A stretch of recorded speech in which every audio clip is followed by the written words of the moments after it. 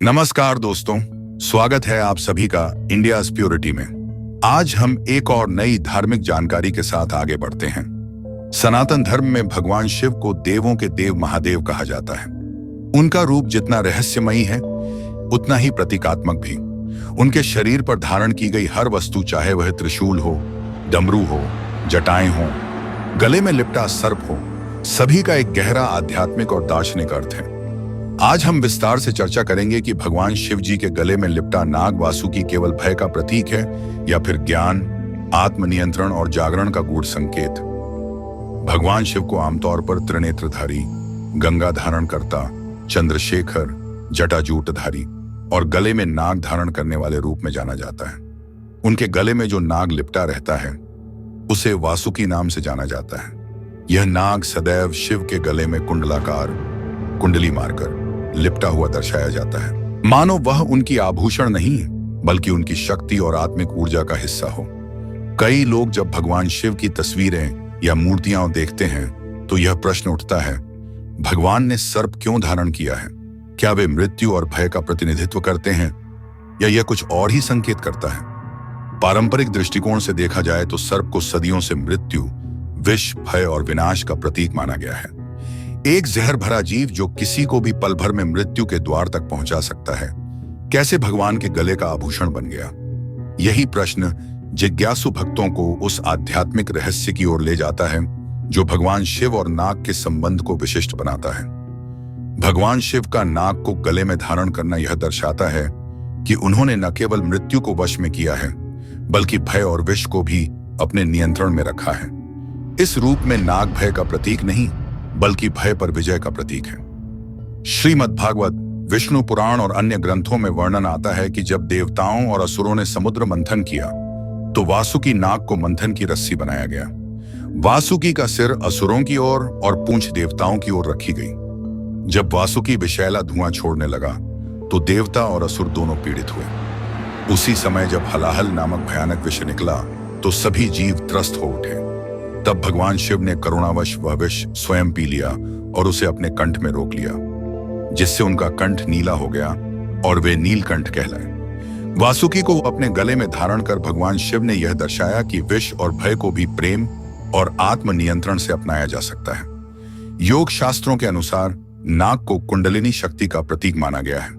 कुंडलिनी शक्ति वह सुप्त ऊर्जा है जो हर जीव के मूलाधार चक्र, स्पाइनल बेस में सर्पाकार अवस्था में स्थित रहती है। जब साधक तप, ध्यान और योग से इस शक्ति को जागृत करता है तब यह ऊर्जा ऊपर उठती है और सहस्रार चक्र तक पहुंचकर उसे आत्मज्ञान और मुक्ति प्रदान करती है। शिव के गले में नाग एक कुंडली मारे हुए सर्प यही दर्शाता है कि उन्होंने उस ब्रह्मांडीय चेतना को जागृत कर आत्मज्ञान प्राप्त कर लिया है। वे योग के परम साधक हैं और कुंडलिनी शक्ति पर उनका पूर्ण नियंत्रण है। दोस्तों, भगवान शिव समय के पार, मृत्यु के पार, कालों के काल महाकाल शिव समय और मृत्यु से भी परे हैं। नाग भी काल का प्रतीक माना गया है क्योंकि वह चक्राकार में चलता है जैसे समय चलता है। शिव का उसे गले में धारण करना इस बात का प्रतीक है कि वे समय को अपने अधीन रखते हैं, न कि समय उन्हें नियंत्रित करता है। सनातन धर्म में पंच तत्वों पृथ्वी, जल, अग्नि, वायु और आकाश को ही सृष्टि का मूल माना गया है। नाग को पृथ्वी तत्व का प्रतीक माना जाता है। शिव का उसे धारण करना दर्शाता है कि वे केवल ब्रह्मांड के अधिष्ठाता नहीं बल्कि सृष्टि के मूल तत्वों के भी स्वामी हैं। नाग प्रायः अपने फन उठाकर चलने वाला, आत्म केंद्रित और आक्रामक जीव माना जाता है, परंतु शिव के गले में जब वही नाग शांति से लिपटा होता है तो यह संकेत देता है कि उन्होंने अहंकार और आक्रोश जैसे विकारों को शांत कर आत्मा के नियंत्रण में रखा है। यह ज्ञान और आत्म विजय का परम संकेत है। हिंदू संस्कृति में नाग पंचमी के दिन नागों की पूजा की जाती है और साथ ही भगवान शिव की भी।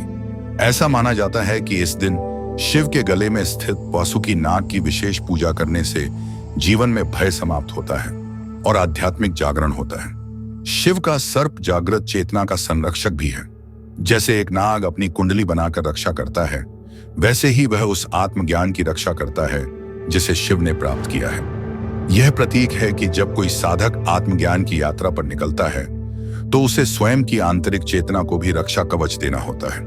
भगवान शिव का गले में नाग धारण करना यह संदेश देता है कि जो तत्व सामान्य व्यक्ति को भयभीत करता है वह एक ज्ञानी के लिए साधन बन जाता है। शिव ने नाग को गले लगाकर यह बताया कि विष को स्वीकारा जा सकता है यदि उद्देश्य लोक कल्याण हो। भय से बचा नहीं जाता, उसका सामना कर उसे मित्र बनाया जाता है। मृत्यु का अंत नहीं, नवजीवन की शुरुआत है। योग, साधना और संयम से कुंडलिनी शक्ति को जागृत कर आत्मज्ञान पाया जा सकता है। भगवान शिव का रूप संपूर्ण ब्रह्मांडीय ज्ञान और प्रतीकों से भरा है।